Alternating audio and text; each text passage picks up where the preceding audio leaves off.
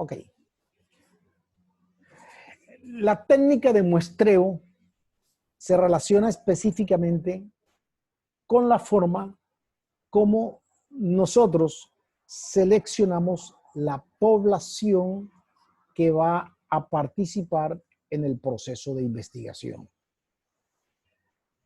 Hay dos grandes técnicas de muestreo que se utilizan en investigación de mercado: el muestreo no probabilístico y el muestreo probabilístico.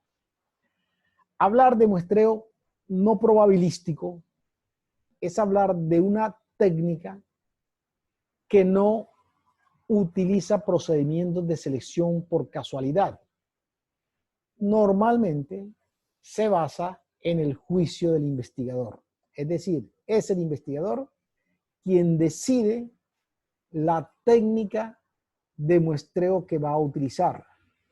Normalmente no es un proceso de casualidad, sino a juicio del investigador. Y los muestreos probabilísticos es precisamente el muestreo en el que cada elemento de la población tiene una oportunidad probabilística de ser seleccionado en la muestra. Esto juega un papel muy importante, puesto que dependiendo de estas dos características, así podría enfocarse y finalmente podría tener mucha injerencia en los resultados de una investigación. Cuando nosotros hablamos de un muestreo no probabilístico, hablamos de 4 modelos diferentes que se pueden utilizar: el muestreo por conveniencia, el muestreo por juicio, el muestreo por cuota y muestreo por bola de nieve. Hablar del muestreo por conveniencia es entender que este tipo de muestreo busca una muestra de elementos que sean convenientes para el investigador. La selección tanto de las unidades de muestreo como de los elementos del muestreo se deja principalmente al investigador y en algunos casos incluso al entrevistador. Gran parte de las veces los encuestados son seleccionados cuando hablamos de conveniencia. ¿Por qué razón? ¿Qué quiere decir de conveniencia? Porque se encuentran en el lugar, en el momento y en la hora en que específicamente necesitamos tomar o acopiar la información proveniente de los elementos de la población. Por ejemplo, nosotros vamos a hacer una investigación de mercados con estudiantes de administración de empresas de la Universidad Autónoma del Caribe. A cualquiera de ustedes le asignan la responsabilidad para realizar 10 entrevistas a estudiantes de administración de empresas. Ustedes podrían tomar el tipo de muestreo por conveniencia, es decir, como necesariamente van a aplicar las encuestas o van a aplicar un instrumento a estudiantes de administración y no se especifica de algún curso en especial o con alguna característica especial, pues sencillo, se le puede aplicar a los compañeros de clase. Por conveniencia, ¿qué quiere decir? Que son los que están más cerca, los que están al lado, los que están ahí mismo, y por eso resulta mucho más fácil hacerlo. Incluso siendo mucho más amplio, ok, no lo vamos a hacer con los estudiantes del mismo grupo, pero vamos a hacerlo con los estudiantes de administración de empresas que están en la jornada de la noche. ¿Por qué? Porque son con los mismos que nosotros coincidimos en los espacios y tiempos en que la población que nos va a brindar la información está muy cerca de nosotros. Eso quiere decir muestreo por conveniencia. Se puede hacer también muestreo por juicio. Es una forma de muestreo igualmente por conveniencia. Lo que pasa es que los elementos de la población que son seleccionados con base en el criterio o en el juicio del investigador. Normalmente, el investigador utiliza los conocimientos experienciales que tiene para elegir a los elementos que van a participar en la muestra, porque considera que son más representativos de la población o porque tienen mayor conocimiento o porque de cualquier forma son los más adecuados para brindar la información que ustedes necesitan. Imaginemos una investigación de mercado que vamos a hacer nosotros sobre, hablemos, a ver, un ejemplo que ya trabajamos en alguna clase, sobre el índice de deserción de estudiantes en la universidad. Ok, a ustedes se les asigna la responsabilidad de realizar ese tipo de investigación de mercados. Entonces, por tradición, por datos históricos, normalmente ustedes tienen información que los mayores índices de deserción se realizan en los 3 primeros semestres. Ustedes, por juicio, deciden que la investigación para conocer los criterios o los elementos que conllevan al índice de deserción de la universidad, escogen a su juicio solamente estudiantes de los 3 primeros semestres. Eso se llama muestreo por juicio. El otro tema es muestreo por cuota. En el muestreo por cuotas consiste básicamente en un muestreo algo restringido donde se desarrollan diferentes etapas del proceso. En la primera etapa consiste en desarrollar primero las categorías de control o las cuotas que van a realizar dentro de los elementos de la población y posteriormente establecen las cuotas. Por ejemplo, vamos a seguir con el mismo tema de la investigación de mercado con los estudiantes de administración de empresas. Ustedes pueden decir entonces, ok, vamos a establecer inicialmente las categorías de control o las cuotas sobre los elementos de la población. Como nosotros tenemos muy cerca la jornada de la noche, vamos a pensar que los elementos o los estudiantes que van a participar en el proceso de muestreo para esta investigación será el 80% de los estudiantes de la noche y el 20% de los estudiantes del día. Es decir, con base en los conocimientos que ustedes tienen, en las experiencias que tiene el investigador, define las cuotas manteniendo una participación equilibrada que posteriormente la vamos a conocer, que se le denomina la distribución muestral. Y por último, hablamos del muestreo de bola de nieve. En el muestreo de bola de nieve se selecciona inicialmente a un grupo de encuestados que pueden ser al azar. Después de entrevistar a estas personas, después de encuestar a estas personas, se les solicita que identifiquen a otras personas que pertenecen a la población objetivo y que puede estar dentro de los mismos niveles o el mismo grupo de necesidades o de intereses. Miren que esta estrategia de bola de nieve es la que normalmente utilizan las empresas que venden a nivel de multinivel. Los procedimientos, los procesos de venta de multinivel regularmente hacen eso. Ellos contactan a una persona y posteriormente le dice que le facilite los contactos de 2, 3 o 4 personas más y de esa forma van realizando entonces todos los contactos. Entonces, para recapitular, las técnicas de muestreos no probabilísticas, hablamos o decimos que esa técnica no se utilizan procedimientos de selección por casualidad, sino que básicamente nos basamos en el juicio del investigador. Y tiene 4 grandes grupos que son por conveniencia, por juicio, por cuota y por bola de nieve. La otra clasificación nos muestra la técnica de muestreo probabilístico.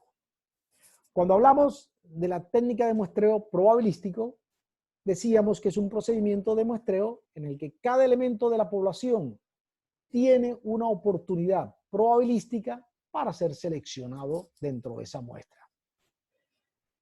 Encontramos entonces el muestreo aleatorio simple. Normalmente es el muestreo aleatorio simple, es el muestreo, digamos, más utilizado, en el que todos los elementos tienen la probabilidad de selección igual y conocida para todos los demás.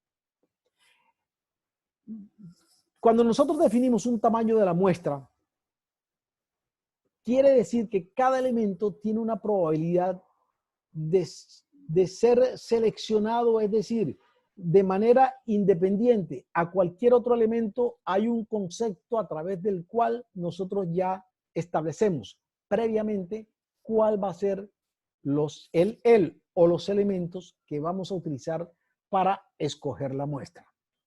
Dentro de este muestreo probabilístico en el cual cada elemento de la población tiene las mismas posibilidades de participar en el proceso de ser incluido dentro de la muestra, encontramos también 4 grandes grupos.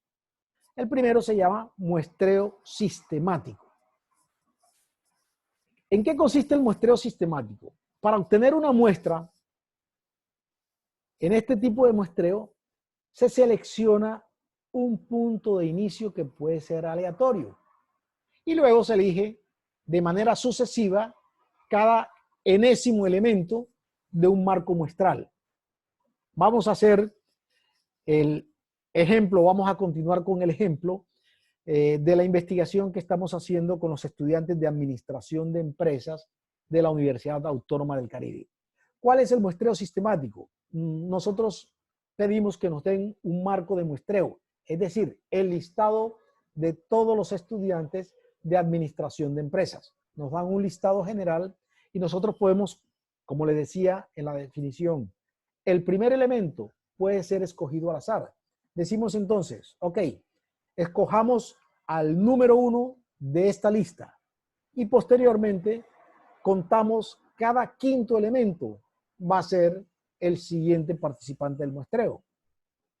Entonces hacemos la lista numerada, que es lo que se denomina el marco del muestreo, de los diferentes estudiantes. Supongamos que en la lista hay 100 estudiantes. Escogemos entonces el número 1, escogemos el número 6, escogemos y así sucesivamente. Cada 5 unidades vamos tomando uno, o cada 3 unidades, o cada 2 unidades. Escogemos el primero y decimos entonces, por ejemplo, que no escojamos el número 1, sino vamos a escoger el número 2 de la lista y decimos, ok, vamos a hacer, a través de un muestreo sistemático, vamos a escoger solamente los números pares. Entonces arrancamos con el 2, luego el 4, luego el 6, luego el 8 y así sucesivamente.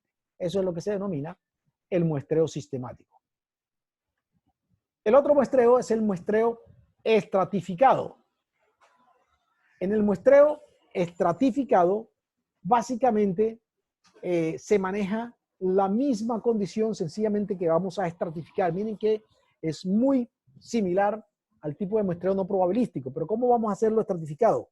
Vamos a considerar entonces que dentro del grupo que vamos a hacer la investigación de mercado, vamos a estratificar las encuestas. Vamos a hacer 100 encuestas y nosotros definimos, ok, como el tema que vamos a estudiar está relacionado con el índice de deserción, entonces cojamos el 50% o el 60% para hablar de casos exactos, de números exactos dentro de este tema, dentro del ejemplo. Decimos, ok, el 60% vamos a escogerlo dentro de los 3 primeros semestres.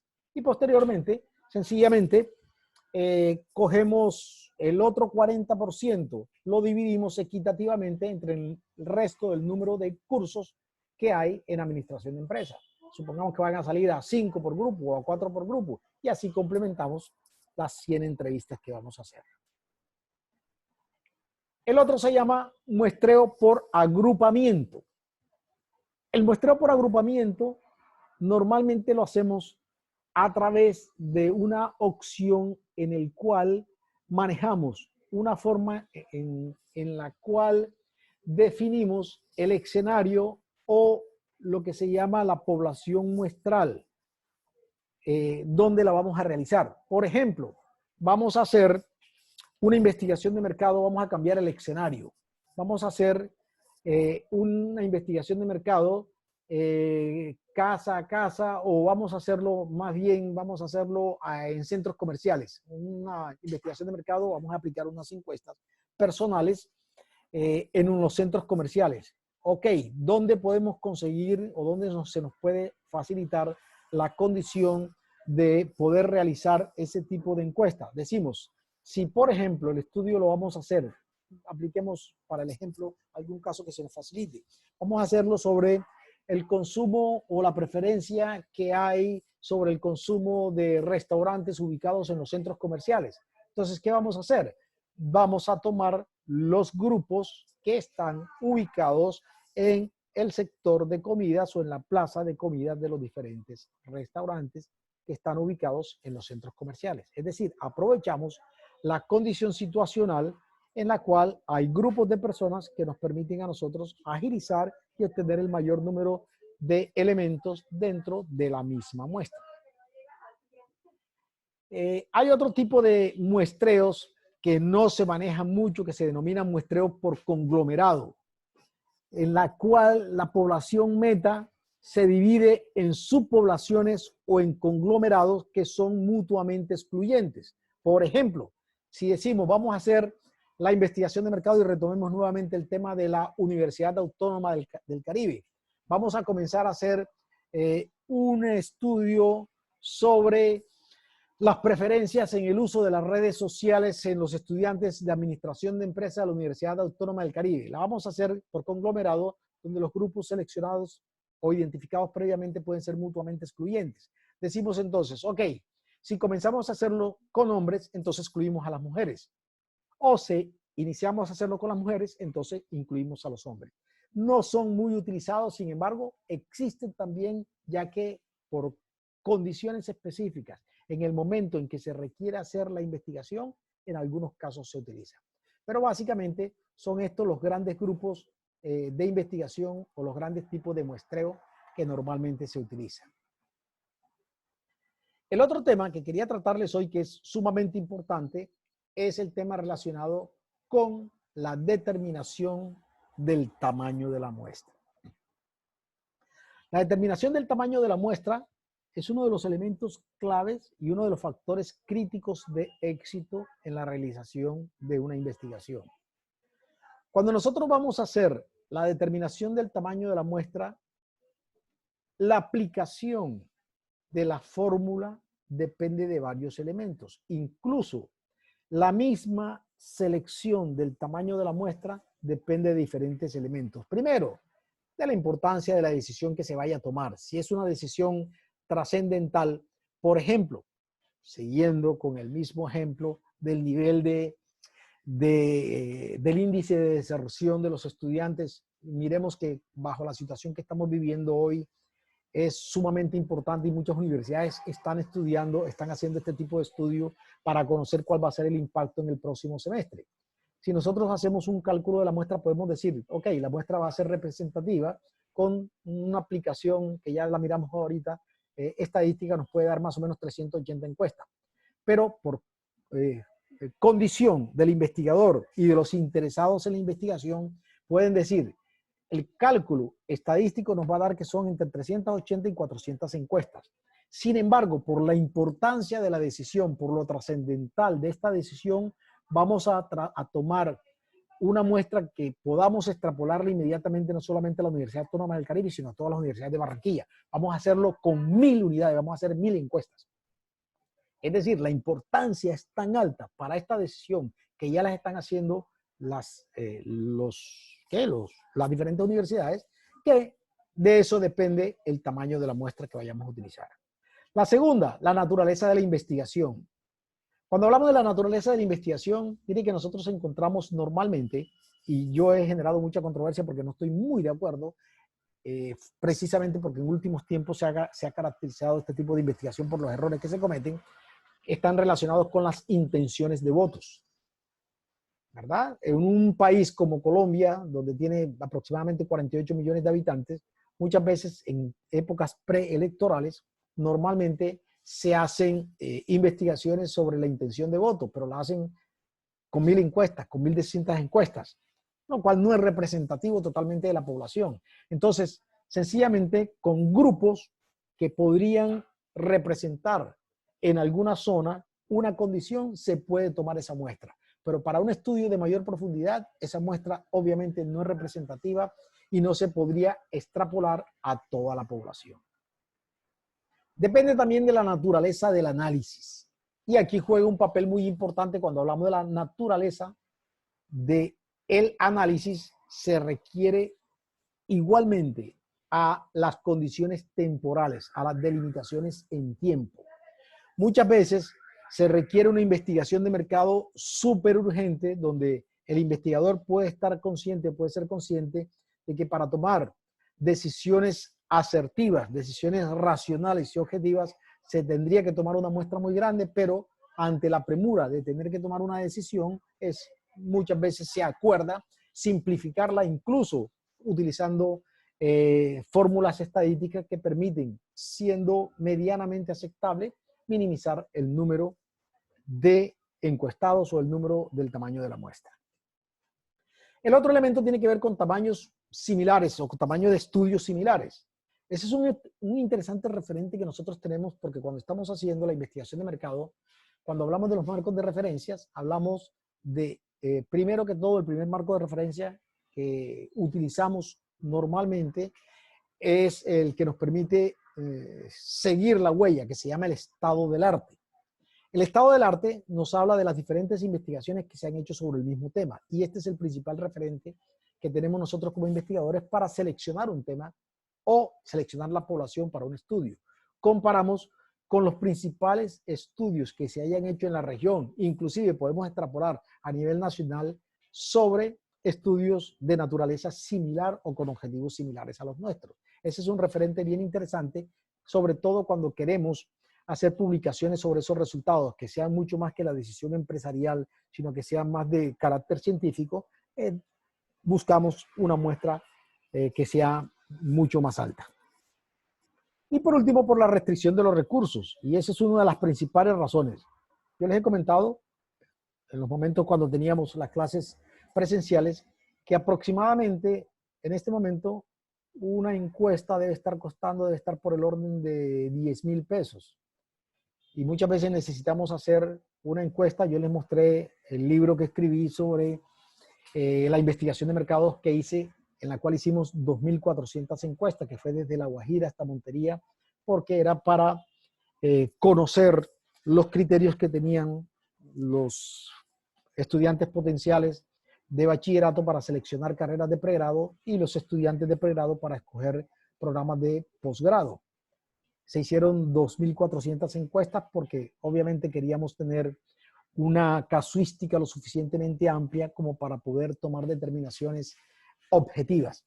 Pero mucha gente dice, no, yo no tengo plata, no me alcanza, porque si hablamos de 10,000 pesos, 2,400 encuestas, ya estamos hablando de una cantidad de dinero muy alta.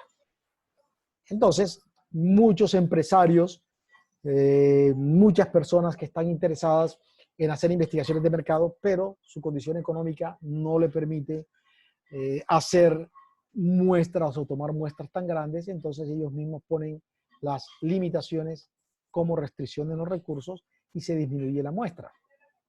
Se trata en lo posible de tratar de disminuir la muestra, pero siendo igualmente representativa, jugando obviamente con las diferentes variables, que es lo que vamos a ver ahora, para seleccionar la muestra. ¿Hasta allí hay alguna pregunta, muchachos? ¿Dudas? ¿Inquietudes? Y tomo una impresión aquí de los asistentes ¿para qué? Un momentico, por favor. Un momentico, por favor. Cuando nosotros vamos a seleccionar el tamaño de la muestra, tenemos dos factores que nos van a permitir utilizar una fórmula para calcular el tamaño de la muestra. La primera se llama una población finita y la segunda una población infinita. La población finita y la población infinita tienen dos criterios de acuerdo a los autores. Algunos autores consideran que una población es finita cuando tiene menos de 100,000 habitantes.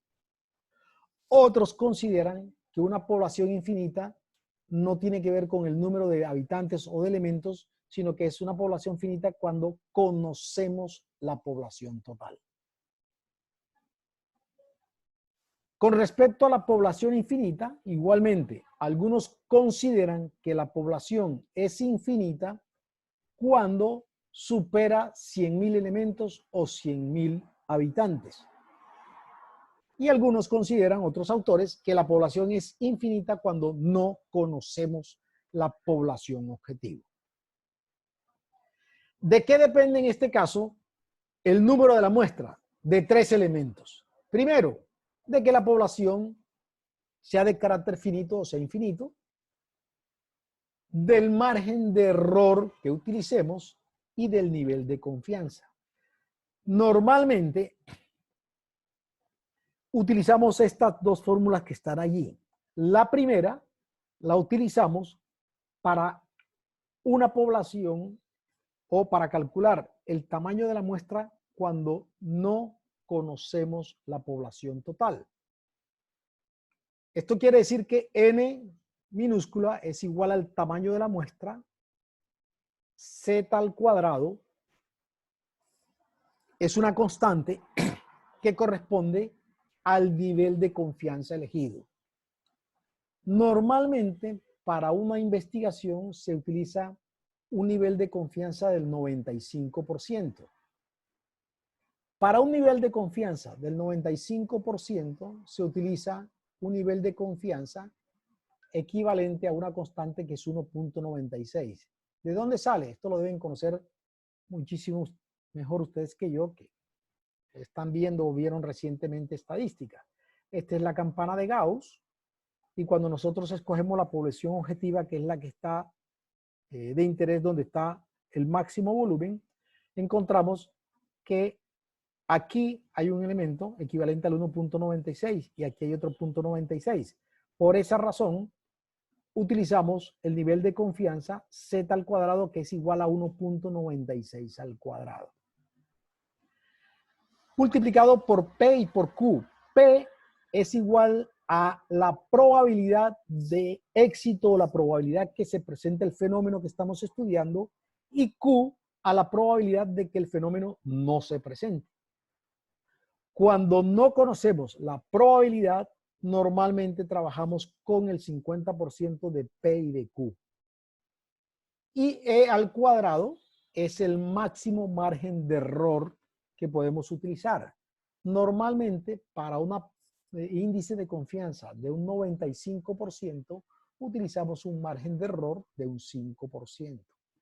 Se puede utilizar un menor margen de error, se puede utilizar un mayor margen de error. Por eso les comentaba hace un rato que uno de los factores para poder equilibrar el tamaño de la muestra justamente es incrementando el margen de error, porque si aquí incrementamos el divisor, obviamente la operación se va a disminuir. Cuando nosotros utilizamos la población finita, es decir, cuando conocemos la población, utilizamos esta fórmula. Z al cuadrado por P, por Q, por N. Igualmente es el nivel de confianza, probabilidad de que se presente el fenómeno, probabilidad de que no se presente el fenómeno, y N es la población absoluta, la población objeto del estudio, dividido por el margen de error al cuadrado, que multiplica a N-1 más Z al cuadrado por P por Q. Esas son las dos fórmulas estadísticas que nos permiten calcular el tamaño de la muestra. ¿Ok? ¿Preguntas, dudas, inquietudes? Bueno, ya me está diciendo que se va a acabar el tiempo. Entonces, jóvenes, necesito que por favor revisen el tema de la construcción del instrumento o del cuestionario. Revisen este tema que ya lo tienen montado en el aula desde hace mucho rato. Y la próxima semana, el día miércoles de la próxima semana, vamos a tomar la primera formativa. La primera formativa vamos a hacer un quiz, como los que hemos venido haciendo. Posteriormente hacemos análisis de casos, que ya habíamos discutido el lunes, aunque no nos pusimos de acuerdo, pues me dieron la opción de que yo tomara la decisión, y la decisión más sana, a mi juicio, va a ser esa. Vamos a hacer un quiz sobre estos dos temas. Lo hacemos el miércoles, para que ya para el lunes puedan observar el video, puedan revisar este video, que también lo voy a colocar en el aula, para que tengan suficientes herramientas para estudiar el tema. Tienen el material de apoyo que ya está montado en el aula, y sobre eso hacemos el quiz. Y la siguiente semana haríamos la segunda formativa, porque ya prácticamente, recuerden que les decía, nos quedan solamente 3 semanas de trabajo. Profe, disculpe, en la primera formativa, ¿cuáles son los temas que van a entrar? Disculpe. Los Yo entré tarde y no. Los dos videos, el tema relacionado con la construcción del formulario o del instrumento, y este tema que estamos viendo hoy. Ok, profe. ¿Listo? Sí. ¿Preguntas, Listo, dudas, profe. inquietudes? Pues yo no tengo ninguna. Ok. Yo tampoco. Bueno, muchachos, entonces nos vemos porque ya se va a acabar esto. Muchas gracias por su atención. Nos estamos conversando.